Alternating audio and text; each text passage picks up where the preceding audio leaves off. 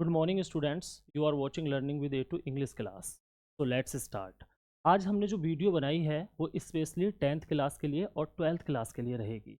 जो आपका board exam आ रहा है ये उसके लिए बहुत ही यूज़फुल वीडियो है।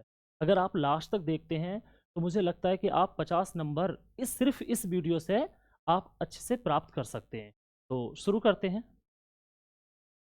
देखिए, सबसे पहले तो हम ये समझेंगे कि इस वीडियो में हमने किन किन टॉपिक को रिवाइज करना है, किन किन टॉपिक को हमें सॉल्व करना है। तो देखिए, हमारा जो पोर्शन रहेगा वो रहेगा हमारा डिस्क्रिप्टिव पोर्शन। क्या रहेगा? डिस्क्रिप्टिव पोर्शन रहेगा फॉर 50 मार्क्स के लिए। ठीक है, जितना भी हमारा आता है पेपर में उसमें डिस्क्रिप्टिव जो पोर्शन रहता है वो लगभग 50 मार्क्स का होता है। तो इसी से सारा सॉल्व होगा। तो पहला हम डिस्कस करेंगे इसमें लेटर को। ठीक है, लेटर एक बहुत इंपॉर्टेंट टॉपिक होता है जो हाई स्कूल में भी आता है और इंटर में भी आता है। और लेटर उनके लिए भी ज़रूरी होता है जो स्टूडेंट नहीं होते, जो ऑफिस वर्क करते हैं या कभी भी हमें लाइफ में लेटर को लिखने की ज़रूरत पड़ती है। तो सभी के लिए ये वीडियो यूज़फुल रहने वाली है। ठीक है, तो सबसे पहले हमारा लेटर के बारे में हम डिस्कस करेंगे कि लेटर को कैसे लिखते हैं, कितने प्रकार के लेटर होते हैं, इसके बारे में हम डिस्कस करेंगे। हमारा जो सेकंड टॉपिक रहेगा वो रहेगा हमारा अनसीन पैसेज। अनसीन पैसेज का मतलब होता है बच्चों कि एक आपको पैसेज दिया होगा और उसके नीचे आपको क्वेश्चंस दिए होंगे और उन क्वेश्चंस का आपको उन पैसेज में से छांटकर आंसर लिखना होता है। ठीक है, ये हाई स्कूल में भी आता है और 12th में भी आता है। फिर हमारा जो थर्ड क्वेश्चन रहेगा, हम किसके थर्ड क्वेश्चन क्या रहेगा हमारा कि question based on stanza. Stanza क्या होता है? पोएम की लाइंस को बोल देते हैं, स्टेंजा बोल देते हैं। ठीक है, और ये हाई स्कूल में भी आता है और 12th में भी आता है। ठीक है, तो इसमें क्या होता है, एक स्टेंजा आपको पोएम दे रखी होती है, 4 लाइन की देगा या 8 लाइन की दे रखा है, दे दी होती है, और उसके नीचे आपको क्वेश्चन दिए हुए होते हैं। तो उन क्वेश्चंस को आपको क्या करना है कि उस पोएम में से पढ़ना है और उस पोएम में से उस क्वेश्चंस के आंसर देने होते हैं। फिर हमारा जो फोर्थ टॉपिक रहेगा वो रहेगा how to write a centre idea, कि कोई भी सेंटर आइडिया को हम कैसे लिखें। देखिए, पहली बात तो ये होता है कि सेंटर आइडिया हमें याद कर लेना चाहिए। अगर याद नहीं किया या मान लीजिए हमारा वो सेंटर आइडिया याद आ गया पेपर में जो हमने याद नहीं किया, तो हम उसको कैसे लिख सकते हैं। ठीक है, ये हम आपको सिखाएंगे कि सेंटर आइडिया हम कैसे लिखें अगर हमने याद नहीं किया है तो। ठीक है, पांचवा टॉपिक हमारा रहेगा how to write the answers. हम आंसर कैसे दें। देखिए, इतने सारे क्वेश्चंस और आंसर्स होते हैं पेपर में, मतलब हर एक चैप्टर के बहुत बहुत सारे आंसर्स दे रखे होते हैं, क्वेश्चंस दे रखे होते हैं, और इतने क्वेश्चंस और आंसर को याद करना बड़ा मुश्किल पड़ जाता है। तो हम आपको एक शॉर्ट ट्रिक बताएंगे जिसके जरिए आप इजीली आंसर दे सकते हो। मतलब पेपर में कोई भी क्वेश्चन आप अब छोड़कर नहीं आने वाले हो, बस आप वीडियो को लास्ट तक देखते रहें। ठीक है, तो अब हम शुरू करते हैं अपना पहला टॉपिक। ठीक है, तो पहला टॉपिक है हमारा how to write a letter. किसी भी लेटर को हम कैसे लिखें ये हम आपको समझाएंगे। ठीक है, तो सबसे पहले हम बात कर लेते हैं लेटर की। लेटर होता क्या है? तो a letter is a written message. Letter जो होता है एक लिखित मैसेज होता है, कन्वेड जो पहुंचाया जाता है from one person to another person, एक व्यक्ति से दूसरे व्यक्ति पर। ठीक है, थ्रू अ मीडियम, किसी माध्यम के द्वारा जब हम अपनी सूचना दूसरे व्यक्ति को पहुंचाते हैं तो रिटन में उसको हम मैसेज बोल देते हैं। ठीक है, तो अब हम बात करेंगे टाइप्स ऑफ लेटर। लेटर कितने प्रकार के होते हैं, क्योंकि हमें सब चीज आनी चाहिए। ठीक है, तो there are 2 types of letter. Letter के 2 प्रकार होते हैं। ठीक है, अब पहला होता है हमारा फॉर्मल लेटर। ठीक है, it is written for official purpose and complaint. ये जो लेटर होता है ना हमारा, ये ऑफिशियल पर्पस के लिए लिखा जाता है और कंप्लेंट के लिए लिखा जाता है। कंप्लेंट मतलब किसी की हमें शिकायत करनी हो। ऑफिशियल पर्पस मतलब हम कहीं पे वर्क करते हैं तो हमें अपने बॉस को लिखना है, या अपने फ्रेंड्स को, फ्रेंड्स को नहीं, मैनेजर को लिखना है, या कलेक्टर को लिखना है, या एडिटर को लिखना है। हमें कोई भी अपने न्यूज़पेपर में कोई भी ऐड देना उसके लिए होता है। फिर दूसरा आता है हमारा इनफॉर्मल लेटर। इनफॉर्मल लेटर क्या होता है? तो it is written for friends and relatives. ये वो लेटर होता है जो हम फ्रेंड्स और रिलेटिव्स को लिखते हैं। आजकल वैसे इसका ज़माना बहुत कम है, क्योंकि इसकी जगह व्हाट्सएप और फेसबुक और जितने भी सोशल मीडिया ऐप्स हैं उन्होंने ले चुका है, क्योंकि इसको सिर्फ एग्जाम में ही पूछा जाता है। अब ये किसके लिए लिखा जाता है? देखिए, फॉर इनविटेशन, किसी को हमें इनवाइट करना है मैरिज के लिए, पार्टी के लिए, और टू नो वेलबींग। ठीक है, किसी का हमें हालचाल पूछना है। और ये लिखते किसको है? फ्रेंड्स वगैरह को, अपने मम्मी पापा, जितने भी आप रिलेटिव्स होते हैं, आप किसी को भी ये लेटर लिख सकते हो। ठीक है, अब हम बात करते हैं की पॉइंट्स। हमें लेटर लिखने के लिए कुछ की पॉइंट्स भी पता होनी चाहिए। ठीक है, जिससे हम इजीली लेटर को लिख सकते हैं। तो पहला होता है, देखिए, किसी भी लेटर को लिखने के लिए सबसे पहले हमें लिखा जाता है सेंडर एड्रेस, कि सेंडर, जो सेंडर होता है हमारा उसका एड्रेस, ठीक है, जो सेंडर होता है उसका एड्रेस, मतलब कौन भेज रहा है लेटर को। फिर हमारे सेकंड नंबर पे आती है डेट, जरूर लिखना होता है।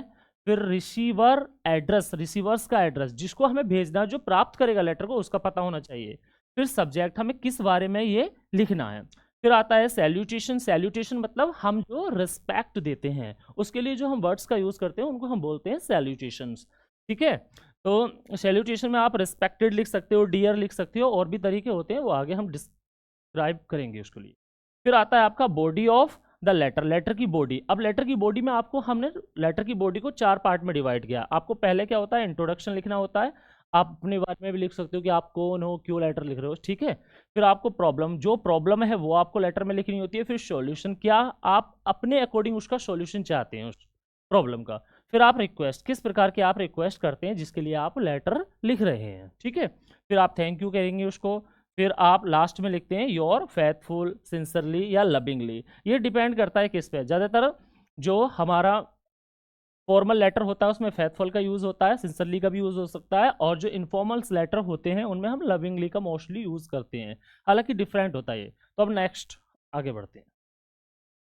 अब हमने यहाँ पे फॉर्मेट दिया। देखो बेटा, फॉर्मेट हमने इसलिए दिया है ताकि आप लोग, ठीक है, अगर हम मान लीजिए कि हमने लेटर याद किया और वो लेटर हमारे याद वाला नहीं आया, तो हम कैसे करेंगे।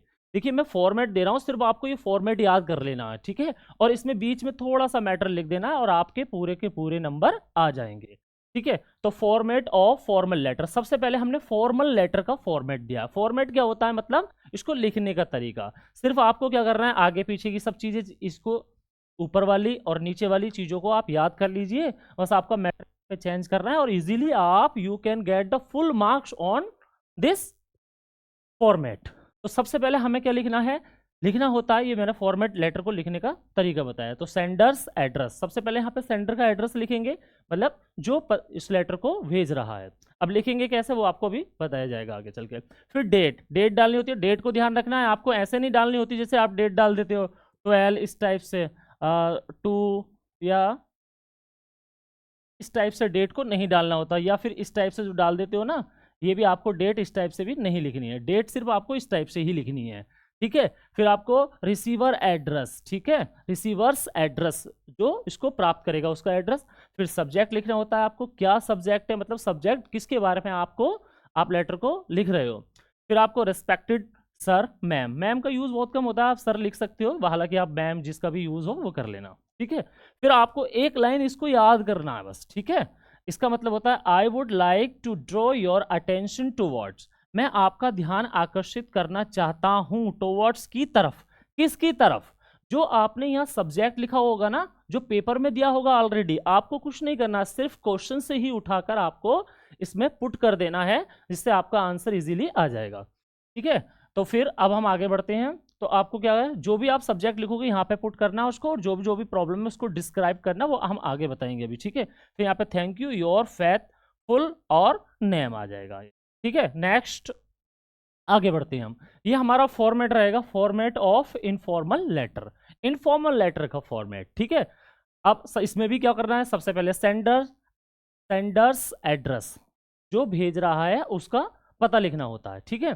फिर इसमें भी डेट डालनी होती है, और इसमें एक चीज़ याद रखना आप, इसमें जो रिसीवर्स होता है ना उसका एड्रेस नहीं लिखा जाता है, इसमें रिसीवर्स का एड्रेस लिखने की कोई ज़रूरत नहीं होती है।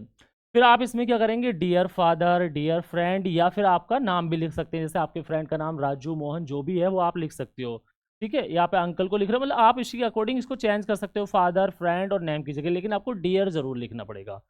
और फिर उसमें आप सिर्फ यही लाइन याद कर लेना, इस लाइन को, ठीक है। इसका मतलब है आई एम फाइन हेयर, मैं यहाँ ठीक हूँ, एंड और होप, उम्मीद करता हूँ, you will also be fine there, तुम भी वहाँ ठीक होगे। ये आपको स्टार्टिंग की लाइन जरूर याद करनी है। अगर आपकी स्टार्टिंग की लाइन ही ठीक रहेंगी ना, तो डेफिनेटली आप अच्छे मार्क्स उस पर प्राप्त कर सकते हो, क्योंकि देखिए जरूरी नहीं होता कि जो भी आपकी कॉपी चेक कर रहा है कि फुल उसको कंप्लीट पढ़े, लेकिन आपकी शुरुआत अच्छी है ना, तो आपका बड़ा उसका बहुत अच्छा इफेक्ट पड़ता है और आपको नंबर ज़्यादा मिलने के चांसेस रहते हैं उसमें।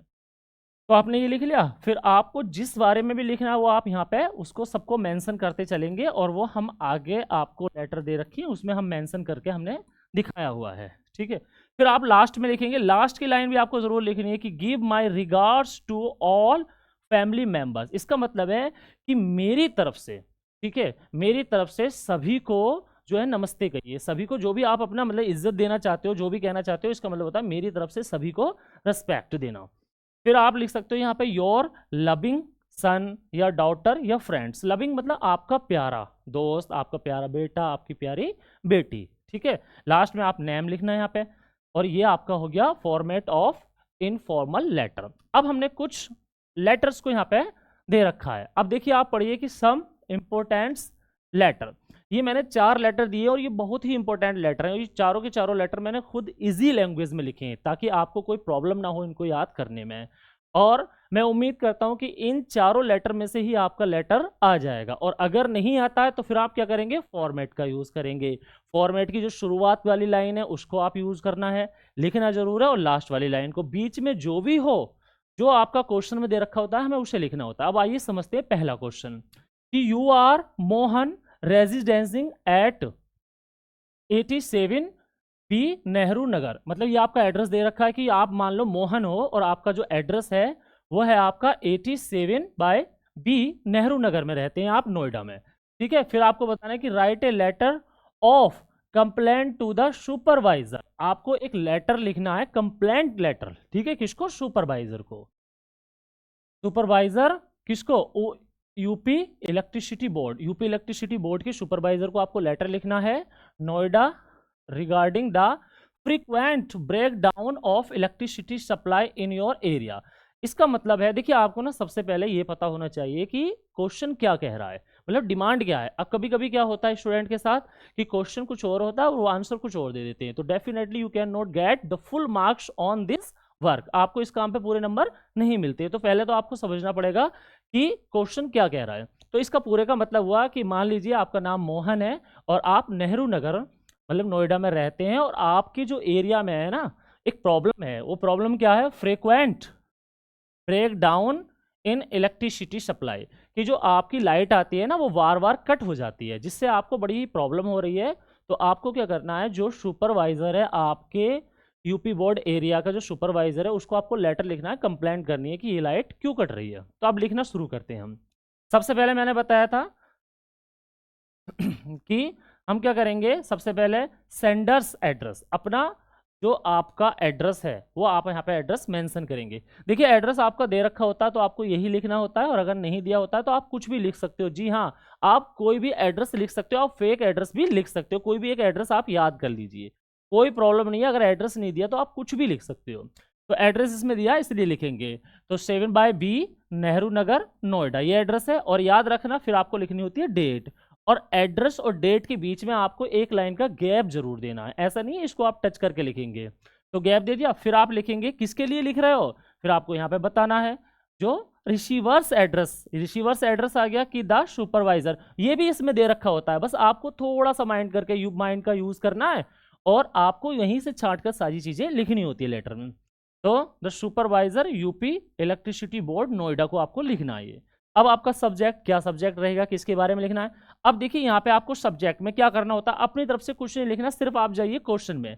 तो क्वेश्चन में आपको सब्जेक्ट दे रखा होगा, सब्जेक्ट मतलब जो भी प्रॉब्लम है उसको हम सब्जेक्ट मान लेंगे, जो भी यहाँ पे प्रॉब्लम दे रखी होती है उसको हम सब्जेक्ट मानेंगे। तो प्रॉब्लम क्या है हमारे एरिया में कि the frequent break down in electricity supply. भाई हमारे यहाँ लाइट बार बार कट हो रही है, यही तो प्रॉब्लम है, यही तो हमारा सब्जेक्ट रहेगा। तो जो प्रॉब्लम होती है उसको सब्जेक्ट मानेंगे।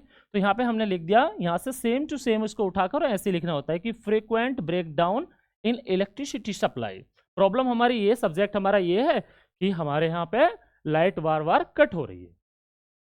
फिर आप सैल्यूटेशन देंगे, सैल्यूटेशन मतलब रेस्पेक्टेड सर लिखा आपको। अब आपको मैंने बोला था कि आपको लिखते समय क्या करना है, देखिए यहाँ पे थोड़ा सा आप चेंज भी कर सकते हो, और आप चाहो तो फॉर्मेट की लाइन भी यूज कर सकते हो पूरी।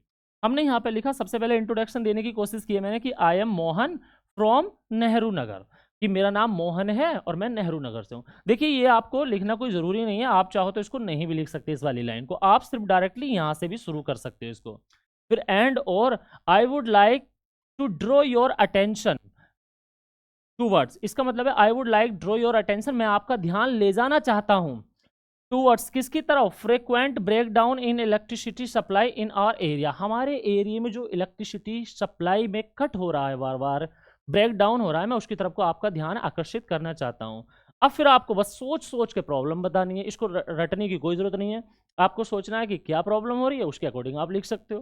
तो आपको बताना है कि ड्यू टू का मतलब होता है की वजह से या के कारण, किसके कारण, frequent electricity supply cut off, बार बार बिजली कटने के कारण, we have to face many problems in day and night, कि बार बार बिजली कटने के कारण मुझे दिन और रात में बहुत प्रॉब्लम हो रही है।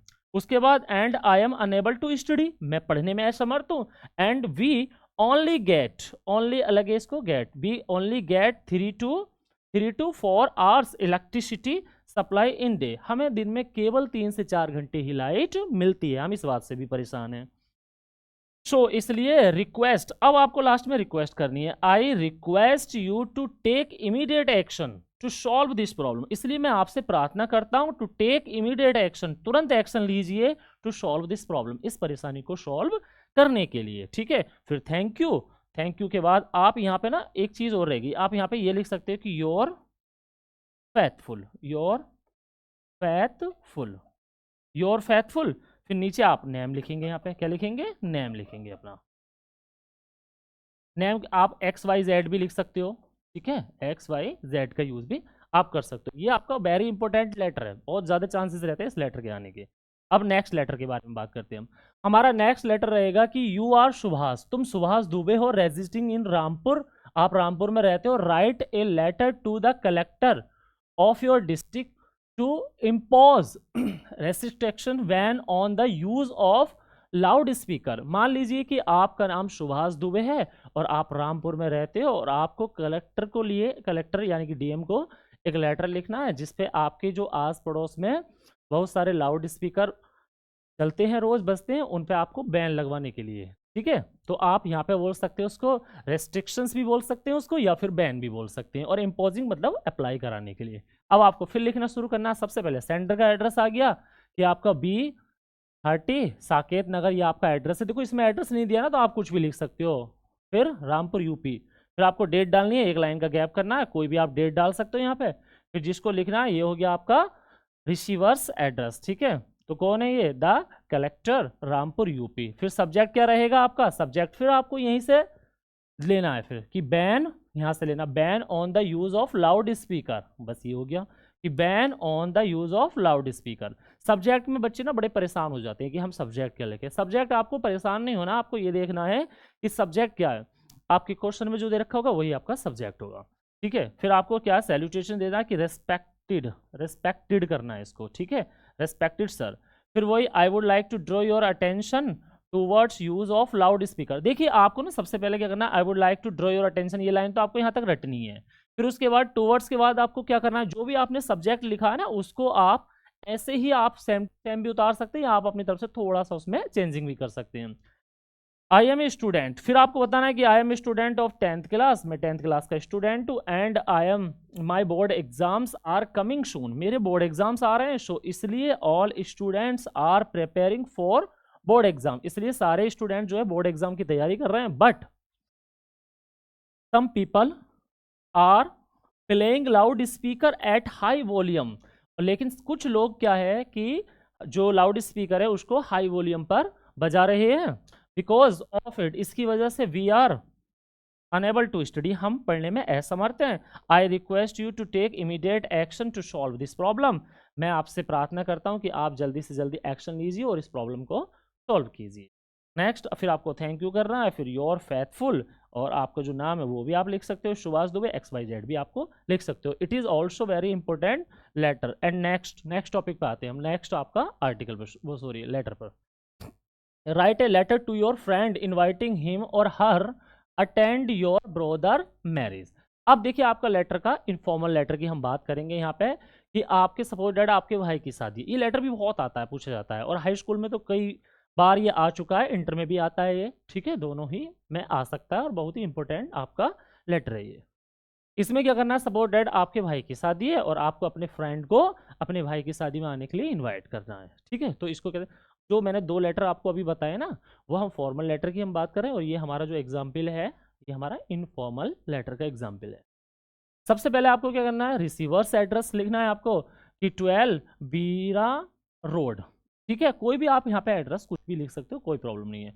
मुरादाबाद यूपी, फिर हमने डेट डाल दी 6 जनवरी 2025, और यहाँ से इसको डियर को यहाँ से कट कर देंगे, यहाँ पे नहीं लिखना है, आपको लिखना है यहाँ पे कि डियर डियर राकेश, मतलब आपके फ्रेंड का नाम भी लिख सकते हो, डियर ब्रदर, आपको जिसको भी करना है वो आप। फिर आप लिखना शुरू करेंगे, वो जो मैंने बताया था ना फॉर्मेट में, उसी की लाइन को आपको यहाँ पे लिखना है, ठीक है।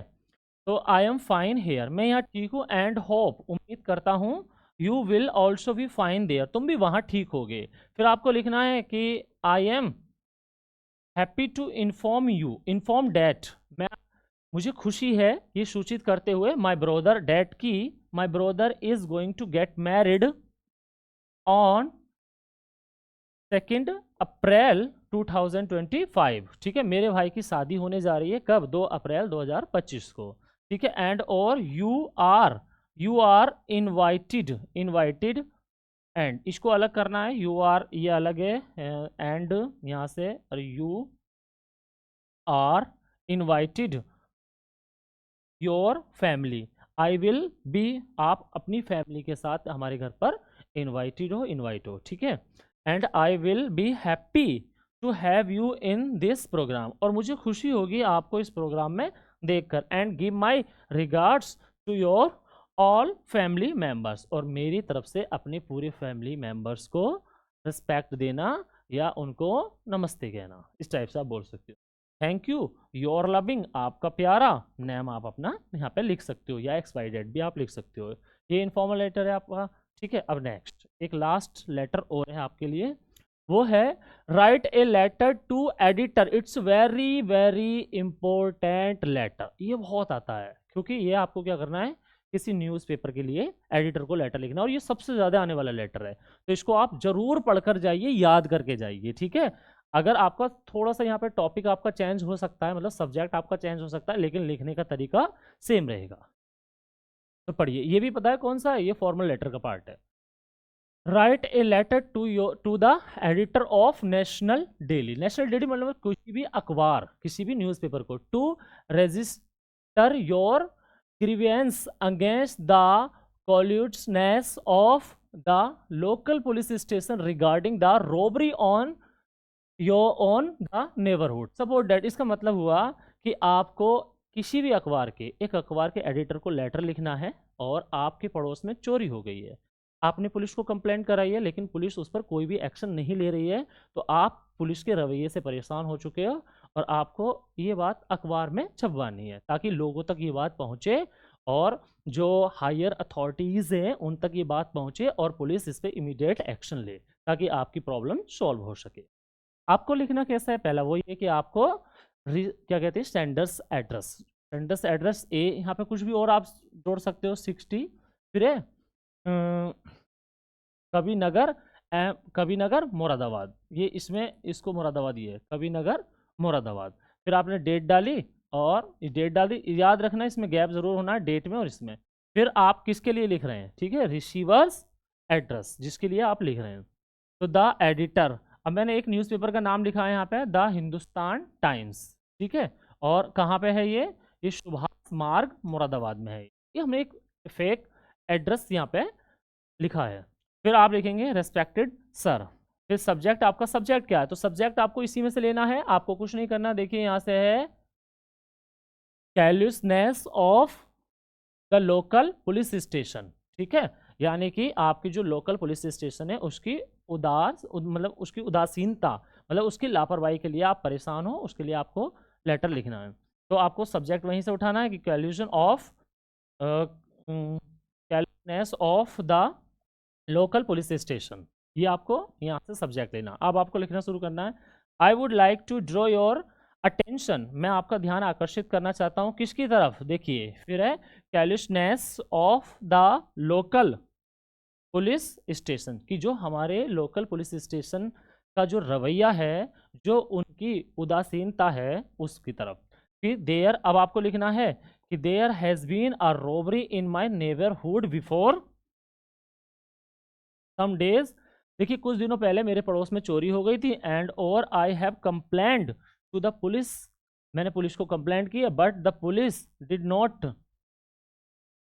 Not take any action, police ने कोई एक्शन नहीं लिया, एंड और I am so worried about the attitude of police, मैं पुलिस के रवैये से बहुत, एटीट्यूड ऑफ पुलिस मतलब पुलिस के रवैये से बहुत परेशान हूँ।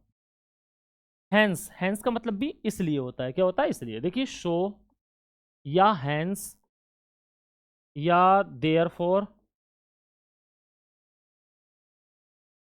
या दैट्स वाई, इन चारों का मतलब होता है इसलिए, क्या होता है इसलिए, आप इसलिए के लिए किसी का भी यूज कर सकते हो। शो का मतलब चेंज भी होता रहता है, बट इनका रहता है सेम। अब पुलिस के रवैये से परेशान हो इसलिए, hence I want to bring this matter to the notice of higher authorities, ठीक है, थ्रू योर न्यूज़पेपर, और मैं इस मैटर को हायर अथॉरिटीज के ध्यान में लाना चाहता हूं आपके न्यूज़पेपर के द्वारा, ठीक है। I shall be thankful to you, मैं आपका आभारी रहूंगा, थैंक यू। आप देखो यहाँ पे आप डबल भी लिख सकते हो और कोई प्रॉब्लम नहीं, इस लाइन को आप नहीं भी लिख सकते हो। फिर थैंक यू, योर फेथफुल, फिर आपका नेम, मतलब ये आपका लेटर लिखने का तरीका हो गया। देखिए इसके बावजूद भी मैं उम्मीद करता हूँ कि इन चारों लेटर में से ही आपका लेटर जरूर आ जाएगा, और अगर नहीं आता है तो फिर आपने फॉर्मेट तो सीख ही लिया है। जो भी आपका लेटर में सब्जेक्ट दिया, और सब्जेक्ट की जगह लिखना, फिर बना बना के लिखना है कि ये होता है और ये होता है, मतलब आपको सोचना होता है, फिर आप छोटे छोटे सेंटेंसेस का यूज कर कर कर कर उसको बना सकते हो, ठीक है। अब हम चलते हैं अपने नेक्स्ट टॉपिक की तरफ। देखिए नेक्स्ट टॉपिक हमारा ये काफ़ी नंबर का टॉपिक होता है और बहुत ही इजी होता है, इस पर हम अच्छे से नंबर गेन कर सकते हैं। हमारा नेक्स्ट टॉपिक है अनसीन पैसेज, और ये दोनों ही क्लास में आता है, 10th में भी आता है और ये 12th में भी आता है। अब ये होता क्या है पहले आप समझिए। अनसीन पैसेज का मतलब भी होता है कि आपको एक स्टोरी दे रखी होगी, कहीं से भी स्टोरी आ सकती है, जरूरी नहीं कि आपकी बुक से ही आएगी, कोई भी एक स्टोरी आ गई, स्टोरी के नीचे आपको क्वेश्चंस दे रखे होंगे, 4 या 5 क्वेश्चंस होते हैं। 10th क्लास में तो 3 ही होते हैं और थोड़ा इजी भी आता है, लेकिन 12th क्लास में क्वेश्चन की संख्या ज़्यादा होती है तो थोड़ा सा हार्ड आता है, तो आपको उसको समझना है। बाकी छांटने का तरीका, करने का तरीका सेम रहता है, ठीक है। तो अब हम हमारा पहले हमें करना क्या होता है, तो देखिए सबसे पहले ये हमारे क्वेश्चन समझ लेंगे, इसके नीचे दे रखे हैं ये क्वेश्चन, ठीक है। क्वेश्चन कितने 5 क्वेश्चन है, और इसकी देखिए इंटर में क्या होता है कि जो आपका लास्ट क्वेश्चन होता है ना, उसमें थोड़े से ऑप्शन बना के कई क्वेश्चन दे रखे होते हैं, और हाई स्कूल में सिर्फ 2 या 3 ही क्वेश्चन आते हैं, ठीक है, और नीचे वाला क्वेश्चन की तरह कोई क्वेश्चन नहीं आता। तो पहले हमें क्या करना होता है, पहले तो आपको पढ़ना होता है लेटर, इसकी ट्रिक सीखिए इस करने की। देखो आपके इसको 2-3 पॉइंट आपको याद रखने हैं। सबसे पहले तो आप या तो फिर आप इसको पूरे को पढ़ लीजिए, ठीक है, पढ़ लीजिए, मैं पढ़ के दिखाता हूँ आपको। Men's life is not measured by the number of days, आदमी के जीवन को दिनों के नंबर से नहीं आंका जा सकता, नहीं मापा जा सकता। मंथ्स, मंथ से भी नहीं नापा जा सकता, और ईयर से भी। डेट की he has leave but by the deeds, देखिए आदमी के जीवन को दिन से, महीनों से और सालों से नहीं मापा जा सकता कि उसने कितना जीवन जिया है, और बट लेकिन बाय द डीड्स, डीड्स मतलब काम, ही हैज डन। और अब ये कहने की कोशिश कर रहा है कि इसका मतलब है कि आदमी के जो जीवन है उसको हम देखते हैं, उसके देखने का नजरिया होता है कि उसने क्या काम किया है, जो काम उसने अपने जीवन में किया है, and why the achievement, achievement उसकी उपलब्धियां क्या रही हैं, उसने क्या प्राप्त किया अपने जीवन में। ही हैज मेड, जो उसने बनाया है, मतलब किसी भी व्यक्ति के जीवन को हम कि वो कामयाब है या नहीं है, सिर्फ कितना जिया हम उससे उसको नहीं आंक सकते, हम आंकते हैं कि उसने अपनी जिंदगी में कैसा काम किया, उसने क्या उपलब्धियां हासिल की हैं। फिर what is the real significance, ठीक है, what is the real significance in life is not the quantity but the quality of experience, ठीक है। देखिए हमारे जीवन का जो महत्व होता है ना, वो ये नहीं होता, ये संख्या नहीं होती है कि हमने मान लो कितना कितना महत्वपूर्ण है, कितनी संख्या है, मतलब किसी भी काम को करने की, कितनी बार हमने किस काम को दिया, बट क्या होता है क्वालिटी ऑफ एक्सपीरियंस, कि जितना भी हमें एक्सपीरियंस है उसकी क्वालिटी कैसी है। ऐसा नहीं है कि हमने किसी भी काम को कितनी बार किया तो हम अच्छे हैं, बट ये जरूरी है कि हमने उस काम को कैसे किया, हम उस काम की करने की क्वालिटी क्या है, ये मैन है। फिर a short life devoted to noble endeavours is far more valuable than, देखिए एक छोटा जीवन ज्यादा अच्छा होता है देन तुलना में a long life of over 100 years spend in trivial pursuits. देखो एक छोटा जीवन, अच्छा छोटा जीवन, अच्छा जिन जीवन में हम अच्छे काम करते हैं वो छोटा जीवन भी काफी अच्छा होता है उस लॉन्ग जीवन की तुलना में जिसमें हमने क्या है स्पेंड हमारा पूरा जीवन खर्च किया है किसमें, ट्री वेल्स परस्यूट्स, मतलब बेफजूल के काम में, बेफजूल के काम में हमने खर्च कर दिया है।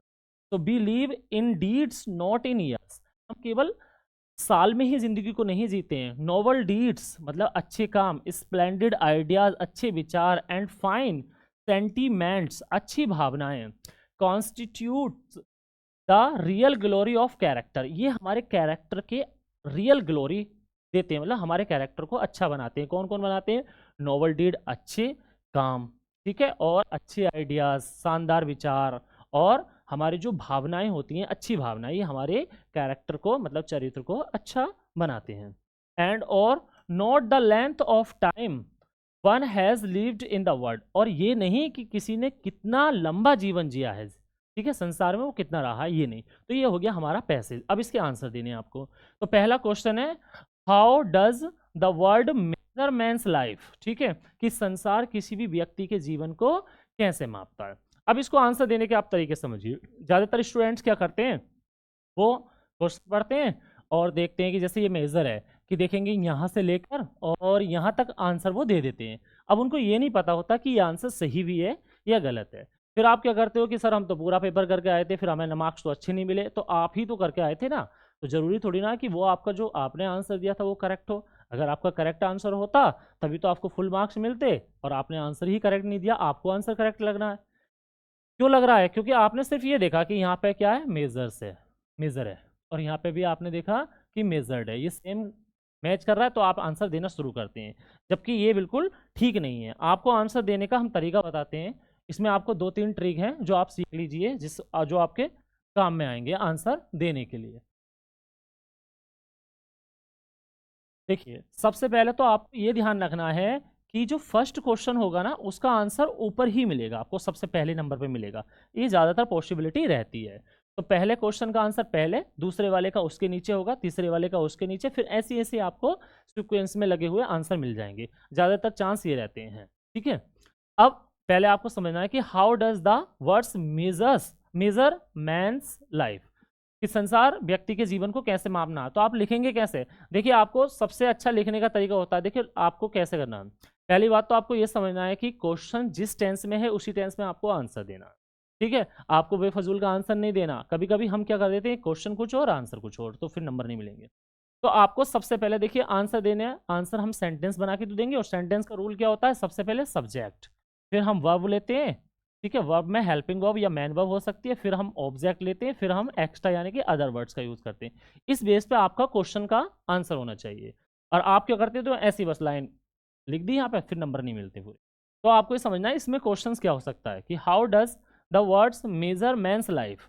तो आपको आंसर मिलेगा, आपको सबसे पहले लिखना है कि द वर्ड, इसी पे मैं लिख देता हूँ, द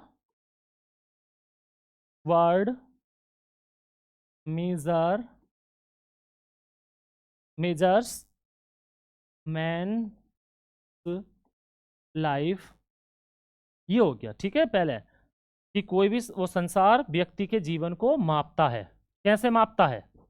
अब देखिए कैसे मापता है, इसमें दे रखा है किससे मापता है, कि यहाँ से आपका शुरू होगा कि उन्होंने बताया कि डेज या मंथ्स या ईयर से नहीं मापता है कि कितना वो जिया है, ठीक है, बट लेकिन वाई द डीड्स, बस आपको क्या लिखना है, यहाँ से आपको आंसर को लिखना है, why the deeds he has done and why the achievement he has made. बस इस लाइन को आपको क्या करना है, इसके आगे लगा देना है, और बिल्कुल आपका 100% ये आंसर बिल्कुल ठीक है, और आपको इस पर फुल मार्क्स मिलेंगे। आपको इसको पूरा यहाँ से तो ऐसे ही लिख देना है, ठीक है। एक लिखने का तरीका होता है, आप चाहो तो वैसे इसको ऐसे भी लिख सकते हो, बट आपको पहचान पड़नी आनी चाहिए कि कैसे, लेकिन ये बिल्कुल करेक्ट तरीका है।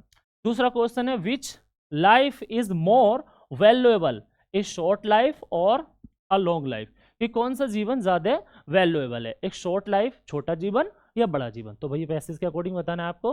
उन्होंने बताया कि a short life devoted to noble endeavours in far more valuable, देखो उन्होंने बताया कि more valuable than a long life. अब आपको पता चल गया होगा कि या तो फिर आप यहां से लेकर, इसका बिल्कुल करेक्ट आंसर है, यहां से लेकर आप यहां तक आप इसको कर दीजिए, ठीक है, ये भी आंसर ठीक है, आपको आंसर ठीक बैठेगा। या फिर आपको क्या करना है, आपको अगर समझ में आ गया ना तो फिर आप लिख सकते हो इसका आंसर कि a short life is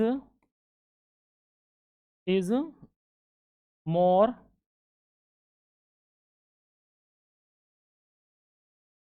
valuable then a long life. बिल्कुल करेक्ट आंसर हो गया इसका ये, कि छोटा जीवन बड़े जीवन की तुलना में ज़्यादा वैल्यूएबल होता है। ठीक है, बिल्कुल इजी है, कोई प्रॉब्लम नहीं, आप चाहो तो ऐसे भी लिख सकते हो, तो ये आंसर ठीक रहेगा। नेक्स्ट क्वेश्चन है आपका कि what should one prefer to do in life, कि किसी को अपने जीवन में क्या करना चाहिए। अब बताइए क्या करना चाहिए भाई, अच्छे अच्छे काम भी तो करने चाहिए उसे अपने जीवन में। तो सिंपल है, इन्होंने बताया है कि भैया देखो ये अच्छे अच्छे काम है ना, जैसे नोवल डीड्स हुआ, स्प्लेंडेड आइडियाज हुआ, फाइन सेंटीमेंट हुए, ठीक है, ये हमारे क्या करते हैं, ठीक है, constitute the real glory of character, character को अच्छा बना देते हैं। तो जब कैरेक्टर को जो चीज़ अच्छी बनाती है उसको तो हमें करना चाहिए ना चाहिए। तो फिर आपको या तो फिर आप ऐसे लिख दीजिए, लेकिन आप सेम टू सेम यहाँ से नहीं लिख सकते ऐसे, क्योंकि इसको करने, इसका आंसर देने का तरीका अलग है आपका, ठीक है, अलग होना चाहिए आपको, क्योंकि क्वेश्चन डिमांड अलग कर रहा है ये। अब इसका आंसर देते हैं हम, ठीक है, कैसे लिखना है आपको आंसर। तो आपको सोचना है कि what should one prefer to do in life, किसको क्या करना चाहिए। तो आपको सिर्फ क्या करना होता है, इसी में आपको क्या है, तो सब्जेक्ट को, सब्जेक्ट हमारा क्या है, वन शुड, वो पूछ रहा है किसी को क्या करना चाहिए, तो वन शुड। तो आपको लिखना है कि वन शुड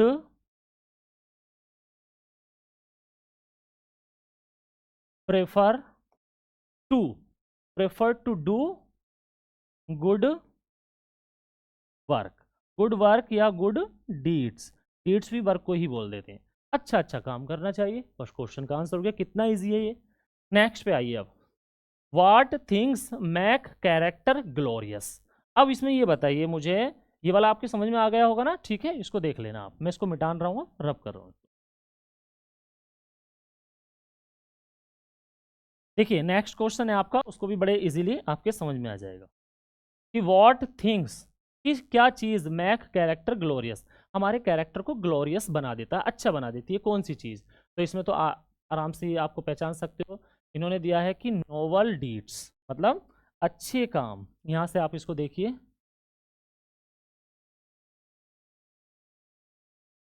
क्या चीज हमारे कैरेक्टर को अच्छा बनाती है, तो इसको आप क्या सकते हैं कि novel deeds comma splendid ideas and fine sentiments. अब कंस्टिट्यूट का मतलब भी बनाना होता है, आप कंस्टिट्यूट की जगह आप क्या लग सकते हैं, जो आपने ये तीनों को लिखकर फिर आपको क्या लिखना है, बस यहाँ पे आपको कर देना है which things, which what things की जगह आपको यहाँ पे सिर्फ इन तीनों का नाम लिखना है, और फिर बस आपको यही लिख देना कि मैक कैरेक्टर ग्लोरियस, आंसर हो जाएगा आपका। ये आंसर आपका बिल्कुल 100% करेक्ट होगा, ठीक है, आपको ऐसे लिखना है। नेक्स्ट, नेक्स्ट समझिए आप, नेक्स्ट जो क्वेश्चन होगा। अब देखिए हाई स्कूल में तो सिर्फ इतना ही आता है, इतने तक आएगा। अब ये जो है ना इंटर में एक्स्ट्रा दे रखा होता है, थोड़ा ज़्यादा दे रखा होता है। अब इस क्वेश्चन को बड़ा इंपॉर्टेंट होता है, इसको सही से समझना। अब ये क्वेश्चन नंबर ई, इसमें 3 क्वेश्चन दे रखे होंगे, छोटे छोटे 3 क्वेश्चन, ठीक है।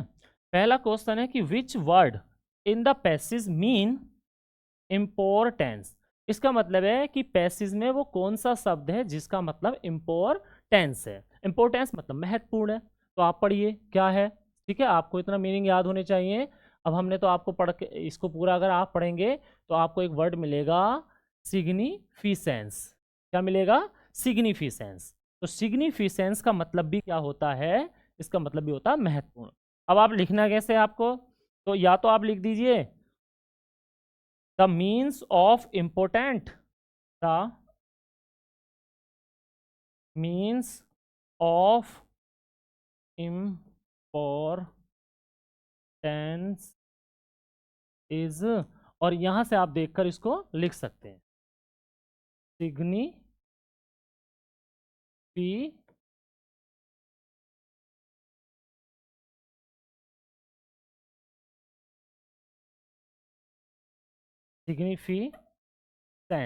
ठीक है, सिग्निफिकेंस आप इसको ऐसे लिख सकते हो,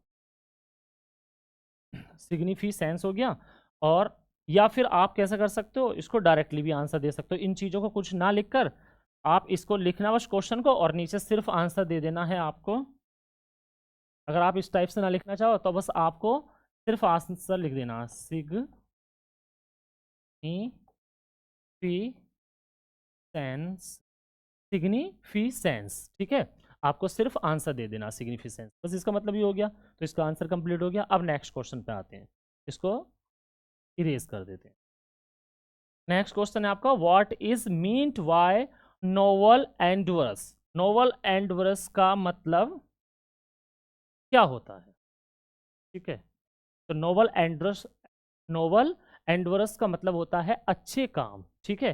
क्या होता है, अच्छे काम होता है इसका। यहाँ पे दे रखा है, आपको इतना आना चाहिए, तो इसका मतलब है कि गुड डीड या गुड वर्क्स हो सकता है, ठीक है। नेक्स्ट क्वेश्चन पे आइए हम, अब इसको समझिए। नेक्स्ट क्वेश्चन पे फिर है, what is the difference between, इसमें डिफरेंस पूछा है, किस किस में पूछा है, इंडिड एंड और इन और डीड, दोनों में अंतर बताइए। देखिए इनको हम पढ़ते एक साथ, मतलब एक जैसा पढ़ेंगे इनको, लेकिन अंतर होता है। इंडीड ये दोनों एक साथ हैं, इंडीड, और ये इन अलग और डीड अलग है, ठीक है। इनमें अंतर क्या होता है, तो आपको पता होना चाहिए कि इंडीड आप लिखोगे कैसे, इंडीड, इंडीड का मतलब तो होता है रियली, रियली, ठीक है। और इंडीड, इन का मतलब होता है मैं, और डीड मीन्स होता है कोई भी काम, कि कोई भी काम। अब इसका आंसर आप कैसे देंगे, तो इसका आंसर देंगे आप कि what, sorry, in what one does, in what one does, कि कोई भी जिसमें किसी काम को करता है, वो होता है हमारा इंडीड। बस ये हो गया आंसर देने का तरीका। तो आपको ये सोचना है कि आपको आपको जैसे मैंने बताया, आप अगर इस टाइप से आंसर दोगे तो definitely you will get the full marks on this passage, और ये बहुत ही अच्छे नंबर आपको दिलाकर जाएगा, क्योंकि ये 15 मार्क्स का होता है इंटर के अंदर, और हाई स्कूल के अंदर भी ये आता है, जहाँ से आप इजीली बहुत अच्छे से मार्क्स को गेट कर सकते हो।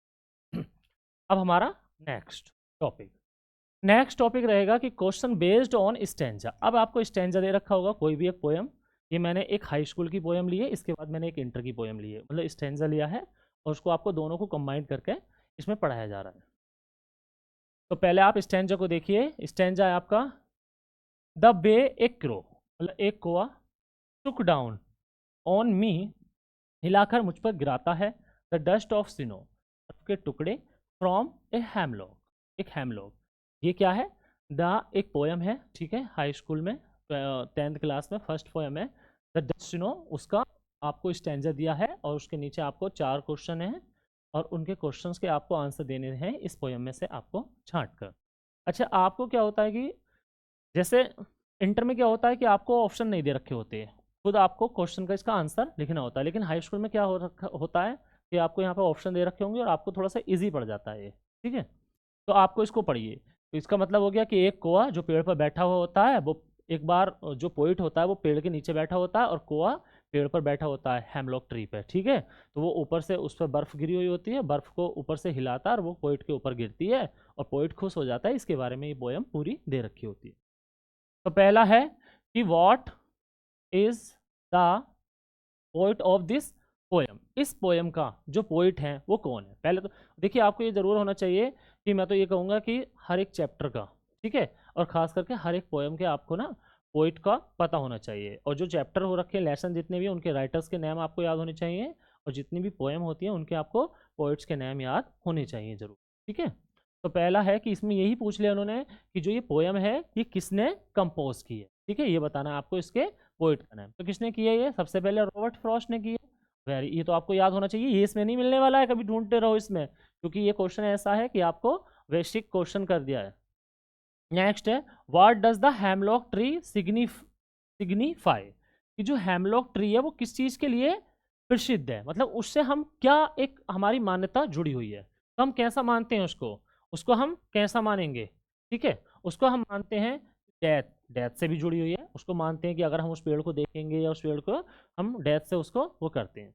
फिर हमारा फियर, फियर से भी होता है वो, हैप्पीनेस खुशी से नहीं होता है, ठीक है। तो इसका ऑप्शन रहेगा हमारा बोथ, ए और बी दोनों रहेगा, ठीक है। फिर हमारा नेक्स्ट क्वेश्चन है, how does the dust of snow affected the poet, कि जो डस्ट ऑफ स्नो होता है ना, बर्फ का टुकड़ा, वो पोइट को किस प्रकार प्रभावित करता है, बताइए कैसे करता है। तो it changes poets mood, poet का मूड चेंज कर देता है, बिल्कुल सही बात है ये। इट ग्लैंडेड पोइट्स हार्ट, पोइट के हृदय में खुशी भर देता है, हृदय परिवर्तित कर देता है, ये भी बात ठीक है। बोथ ए बी, ये भी बात ठीक है, दोनों बात ठीक है, तो इसी ये तो ठीक होगा ना, नॉन ऑफ दीज ये आपका गलत है, तो इसका आंसर ये करेक्ट होगा। Next, where did the crow sit, कौआ कहाँ बैठा था, जो कौआ था वो कहाँ पर बैठा था, ये बताइए। तो ऑन हेमलॉक ट्री, पेड़ पर बैठा था हेमलॉक के, या ऑन पोइट शोल्डर, पोइट के शोल्डर यानी कि कंधे पर बैठा था, या ऑन बेंच, किसी भी बेंच पर बैठा था, नॉन ऑफ दीज इनमें से किसी पे नहीं बैठा था। तो हम बात कर रहे हैं, आप सभी को पता है कि कौआ कहाँ बैठा था, हेमलॉक ट्री पर बैठा था, तो इसका आंसर कौन सा होगा, hemlock tree, on hemlock tree. ये आंसर नहीं होंगे इसके, ये कट करेंगे, इसको भी नहीं होगा, ये भी नहीं होगा, तो इसका आंसर रहेगा हेमलॉक ट्री। तो आप इजीली ऐसे आपको इसके इसके आंसर आप दे सकते हो, ठीक है। अब नेक्स्ट पेज, नेक्स्ट समझिए, ये हमने इंटर क्लास की पोएम ली है, ठीक है। ये पहला चैप्टर है माय मदर एट 66, उसकी पोएम ली है, इट्स वेरी इंपॉर्टेंट, ये कई बार पेपर में आ चुकी है। और जितना भी आज का कंटेंट है ना हमारा, वो सारा हमने कहाँ से लिया है, जो हमारे बोर्ड्स में बार बार पूछा जाता है, और बहुत ही इंपॉर्टेंट कंटेंट है हमारा। तो पहले आप समझिए पोएम को, पोएम का अर्थ समझिए कि driving from my parents home to Cochin last Friday morning, मतलब इसमें क्या है कि जो पोइटिस हैं, कमला दास ने लिखी है ये पोएम, ठीक है, कंपोज की है। तो वो ये बता रहे हैं कि लास्ट फ्राइडे, जो बीता हुआ फ्राइडे है, उसकी मॉर्निंग को मैं अपने माता पिता के घर से कोचिन, एक जगह है जहाँ पे वो वर्क करती है, वहाँ को जा रही थी। आई शॉ माई मदर, मैंने अपनी मम्मी को देखा, बिसाइड मी, मेरे बगल में, मेरे पास में, ठीक है। डज, ओपन माउथड, डज का मतलब होता है उभाई लेना, जम्भाई लेना, ओपन माउथड मुंह खोलकर, हर फेस असेन लाइक, उनका फेस लग रहा था, डैट की तरह, मतलब असेन लाइक की तरह, डैट की ऑफ कॉर्पस, मतलब किसी कॉप्स, मतलब मुर्दे के समान उनका चेहरा लग रहा था। एंड और रियलाइज्ड, ठीक है, मैंने रियलाइज किया विद पेन, अब मुझे ये चीज़ देखकर उनका जो चेहरा था वो पीला पीला लग रहा था, मतलब मानो एक मुर्दे के समान उनका चेहरा दिख रहा था, और ये देखकर मुझे दर्द का अनुभव हुआ। That she was as old as she looked, but soon put that thought away, अब वो ये कह रही है पोइट कि मेरी जो माता थी वो कैसी लग रही थी, वो लुक्ड वट, मतलब उनकी माता लग रही थी, जितनी वो बूढ़ी थी वो उतनी ही बूढ़ी लग रही थी, मतलब ये सोचकर उसे दर्द होने लगा, मतलब एक दर्द का अनुभव हुआ, मतलब वो दुखी हुई, और उसकी माँ क्योंकि बूढ़ी दिख रही थी, और उसको ये डर लग रहा था कि मेरी मम्मी को मैं कुछ दिनों बाद खो दूंगी। और फिर वो कह रही है कि जल्दी ही मैंने इन विचारों को अपने से दूर कर दिया, क्योंकि ये विचार मुझे दुखी कर रहे थे। तो ये पोएम है। अब इसको समझिए। तो पहला क्वेश्चन है कि where was the poet driving to, ठीक है। जो पोइट था, इसमें पोइट दे रखा है कहीं, जबकि ये पोइटेस होना चाहिए, मैंने बुक में भी देखा है तो पोइट पोइट दे रखा है, जबकि पोइट हम मेल के लिए यूज करते हैं और फीमेल के लिए पोइटेस यूज करना चाहिए, ठीक है। तो where was the poetess driving to, जो पोइटेस थी वो कहाँ को ड्राइविंग कर रही थी, नहीं आंसर दिया। अब लिखने का तरीका आपको सही आना चाहिए, कि जिस टेंस में आपका क्वेश्चन दे रखा है उसी में आपको आंसर देना है। तो आपको पता होना चाहिए कि द पोइटेस ड्राइविंग टू कहाँ को कर रही थी, देखो ये दे रखा है कोचिन को, कहाँ को कर रही थी, कोचिन, कोचिन को कर रही थी, ठीक है। अब ये हो गया पहले क्वेश्चन का आंसर। फिर है who was sitting beside her, उनके पास में कौन बैठा था, तो आप लिख सकते हो हर मदर, उनकी माता जी, या पोइटिस मदर, ऐसे भी लिख सकते हो, या हम सिंपल लिखेंगे हर mother was sitting beside beside her, besides, besides कर दिया, इसको बिसाइड करना, बिसाइड, बिसाइड हर, ठीक है। और उनकी जगह कौन बैठा था? हर, ठीक है। वहां पे उनके पास उनकी माता जी बैठी थी। अब नेक्स्ट क्वेश्चन है, what did the poet notice about her mother? Poet ने अपनी मम्मी के बारे में, माता जी के बारे में क्या अनुभव किया, मतलब क्या उसे महसूस हुआ?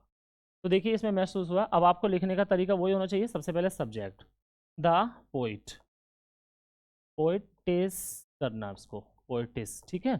क्या अनुभव किया? देखिए इधर है लुक्ड, लुक्ड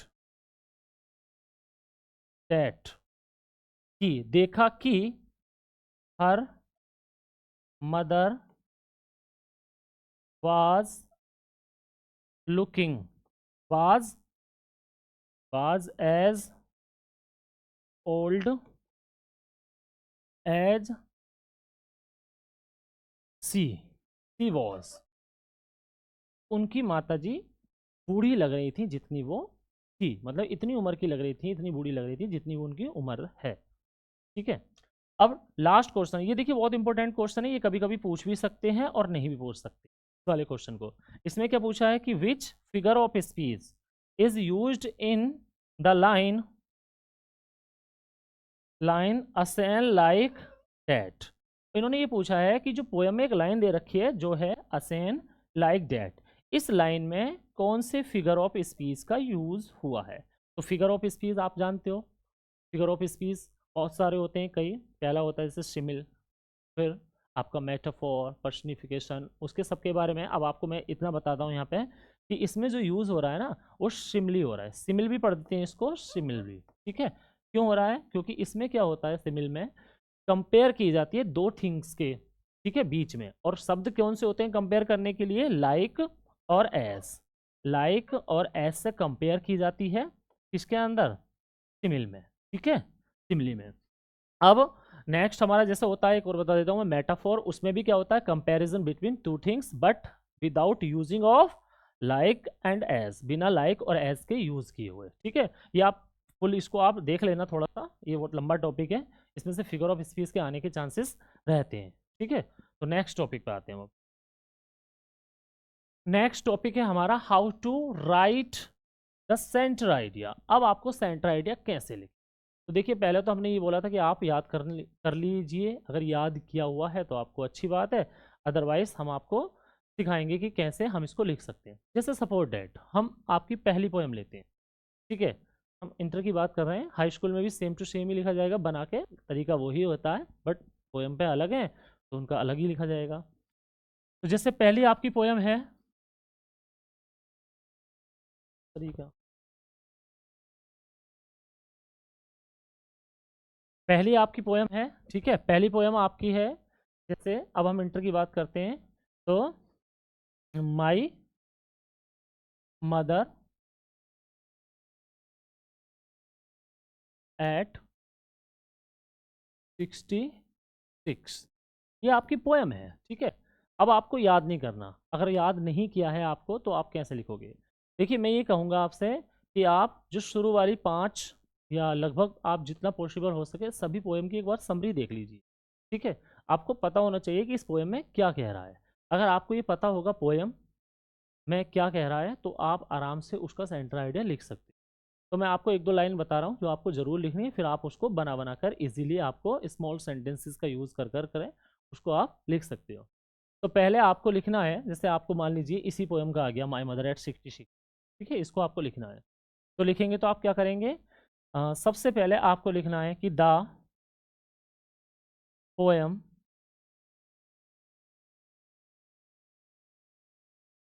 इसको आप ब्लैक में लिखना अच्छा लगेगा, और भी माई मदर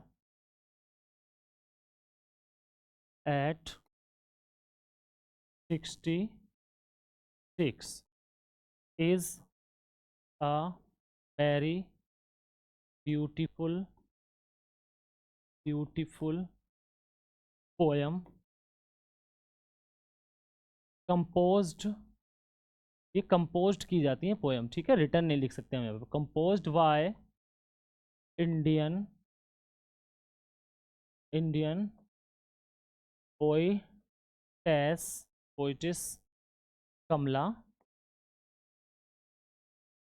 दास। मतलब ये जो पोयम है वो इंडियन जो पोइटेस हैं कमला दास के द्वारा कंपोज की गई है। अब आप है ना, सबको इंडियन नहीं होते, आपको ये पता पता होना चाहिए कि इंडियन है या नहीं, ठीक है। अगर नहीं है तो आप उसको वहाँ पे मेंशन करने की कोई ज़रूरत नहीं है, ये इंडियन मैंने अब सही कर दिया, ठीक है। फिर आप क्या लिखेंगे, फिर आप लिखेंगे कि द, अब इतना लिखा, फिर उसके बाद हम लिखेंगे कि पोयम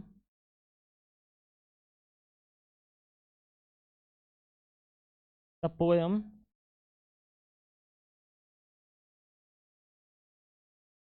द पोयम describes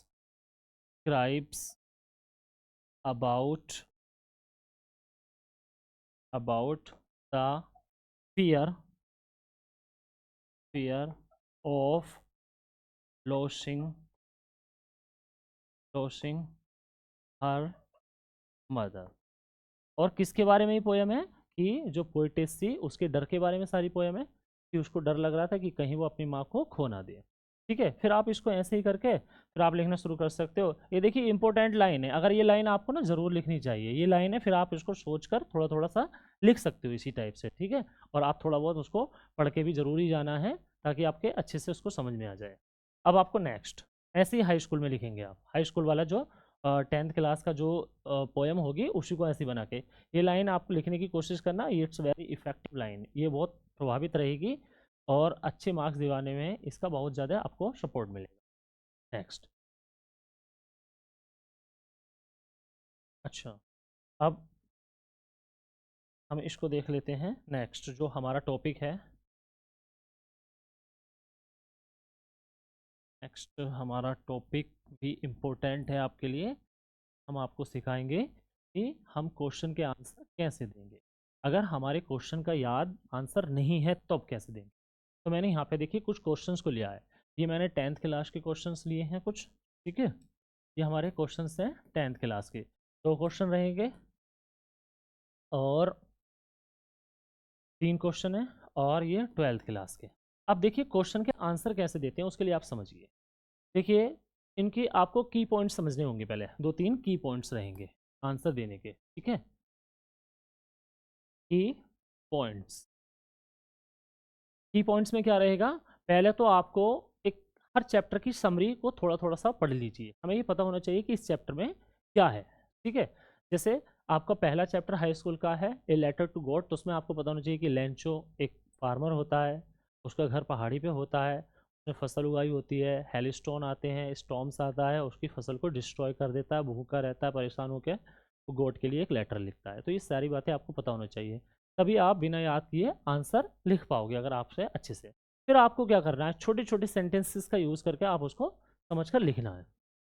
फिर आपका पहला क्वेश्चन है कि where was the Lencho's house located, Lencho का घर कहाँ बसा हुआ था, बताइए। आप सभी को पता हुआ कहाँ बसा हुआ था, तो लेंचो का जो घर था ना,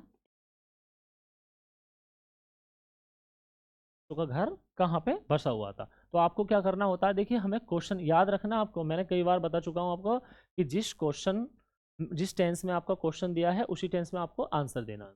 तो ये जो हमारा टेंस है, ठीक है, इसी में आपको आंसर देना है। तो आपको लिखना है, आंसर देंगे जब आप, तो आपको लिखना है कि Lencho's house was located on a crest of a low hill, low hill,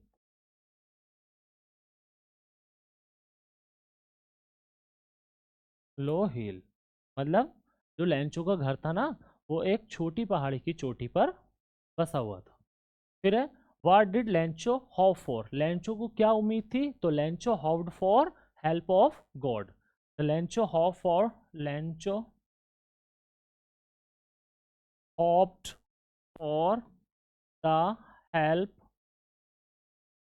of God, कि उसे ईश्वर की सहायता मिलेगी, ये उसकी उम्मीद थी, इसी उम्मीद में उसने पत्र लिखा था। नेक्स्ट क्वेश्चन है who read the letter, letter को किसने पढ़ा था? तो पोस्ट मास्टर ने पढ़ा था। तो आप लिखेंगे हु की जगह सिर्फ पोस्ट मास्टर लिखना है आपको, कि द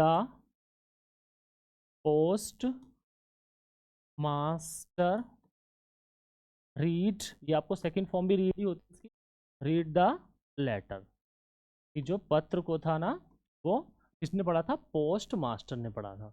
आप इसी टाइप से अगर आप समरी याद होगी ना आपके किसी भी लेसन की, तो आप इजीली उसके जितना भी कोई भी क्वेश्चन आ जाए आप आराम से उसका आंसर दे सकते हो।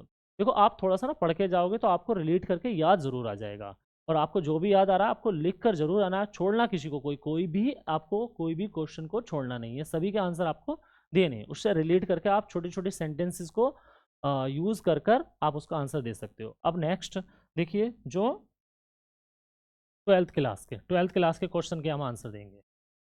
तो ट्वेल्थ क्लास में भी मैंने फर्स्ट चैप्टर से 2 क्वेश्चंस को लिए हैं, ठीक है, उसका हम आंसर देने का तरीका देखते हैं।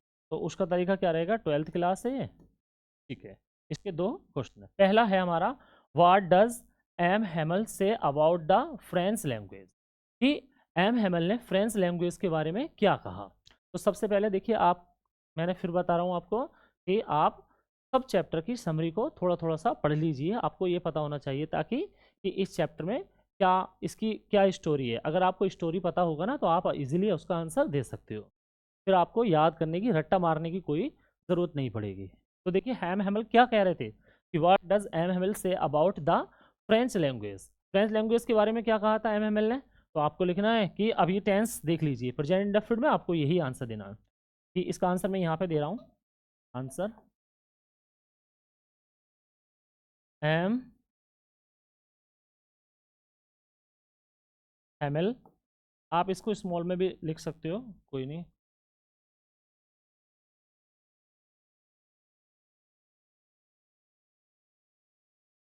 M Hemal says that, M Hemal कहते हैं कि, ठीक है, the French language is very beautiful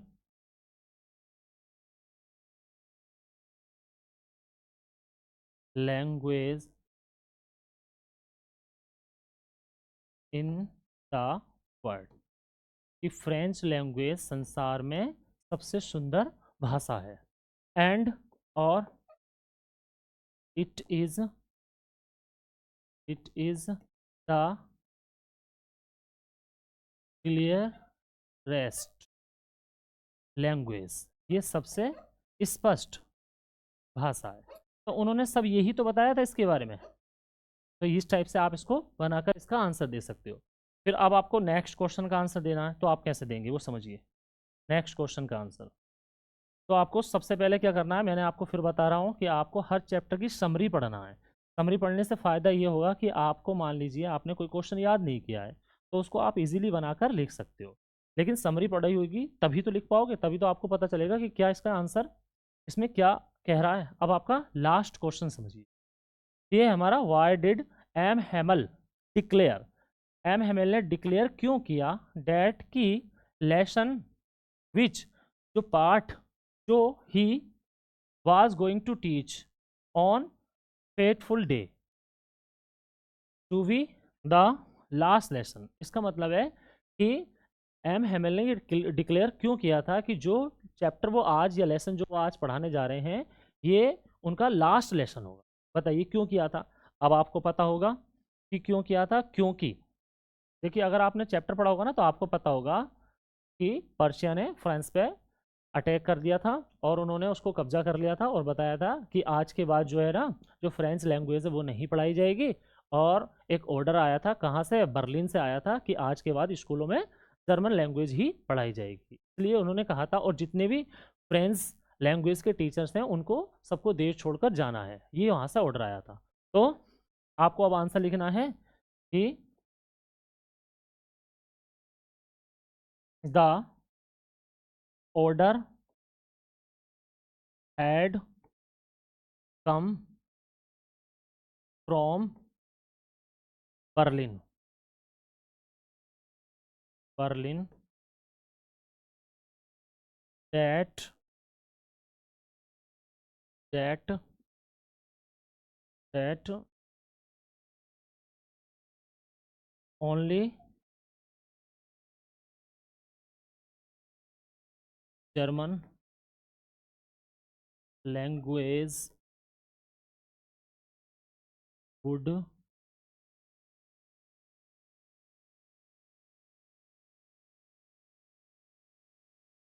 be taught in the school. कि स्कूल में केवल जर्मन लैंग्वेज पढ़ाई जाएगी, ठीक है, फ्रेंच लैंग्वेज नहीं पढ़ाई जाएगी। इसलिए जो फ्रेंच लैंग्वेज के टीचर थे एम हैमल, उन्होंने ये कहा था कि ये जो चैप्टर है आज का, मेरा आज जो है लास्ट चैप्टर होगा, ठीक है। तो आप, आई होप कि आपके समझ में आया होगा, और आप अपने फ्रेंड्स वगैरह को भी बताइए कि आप अच्छे से तैयारी कीजिए सभी लोग, ठीक है। और आई होप कि आप अच्छे से नंबर ज़्यादा से ज़्यादा प्राप्त करेंगे, ठीक है। All the best, thank you.